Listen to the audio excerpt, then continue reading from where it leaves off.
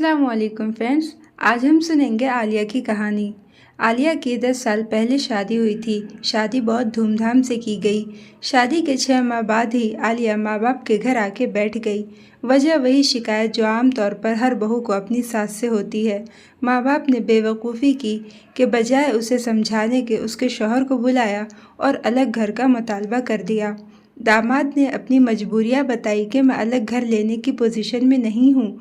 हाँ, मैं इतना कर सकता हूँ कि ये घर में ही अलग हो जाए, अपना खाना पकाना अलग कर ले। लेकिन आलिया के वालिदैन न माने। उसकी माँ कहने लगी कि हमारी बच्ची हम पर भारी नहीं है कि हम उसे 2 वक्त का खिला न सकें।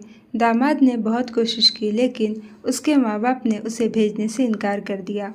आलिया भी ये सोचकर माँ बाप के घर बैठ गई कि जब अकल ठिकाने आएगी तो मुतालबा पूरा करके खुद ही लेने आएगा।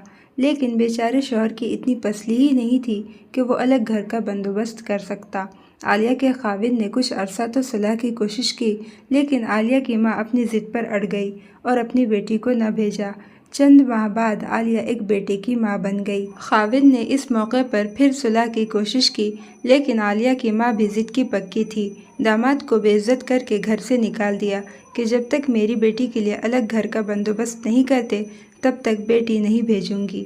बेटी बेचारी बोल ही न सकी कि अम्मी अब मैं जाना चाहती हूँ। इस बात को अब 10 साल हो चुके हैं और आलिया अपने बेटे समेत अभी भी माँ बाप के घर बैठी है।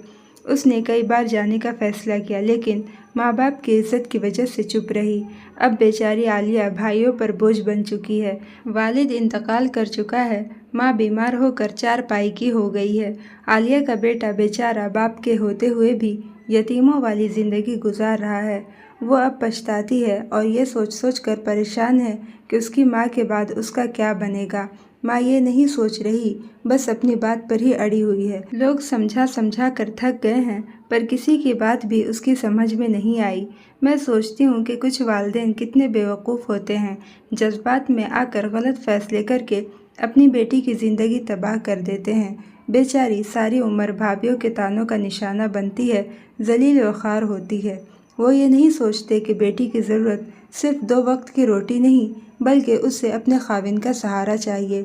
उसके बच्चों को अपने बाप की ज़रूरत है। काश के माँ बाप फैसला करते वक्त जज्बात की बजाय अकल से काम लें और किसी ख़ानदान को टूटने से बचा लें। तो फ्रेंड्स, कैसी लगी आज की ये कहानी और इस कहानी से आपने क्या सबक हासिल किया? मेरी प्यारी बहनों, हमेशा सुलह करने की और जोड़ने की कोशिश कीजिएगा ताकि हर बेटी का घर बसा रहे, आबाद रहे। अपने रिश्तेदारों और दोस्तों में इस कहानी को ज़रूर शेयर कीजिए। वीडियो अच्छी लगे तो प्लीज़ आप मेरे चैनल को सब्सक्राइब कीजिए, लाइक और शेयर कीजिए। अपना खूब सारा ख्याल रखिए। फिर मिलेंगे हम इंशाल्लाह एक नई कहानी के साथ। तब तक के लिए अल्लाह हाफिज़।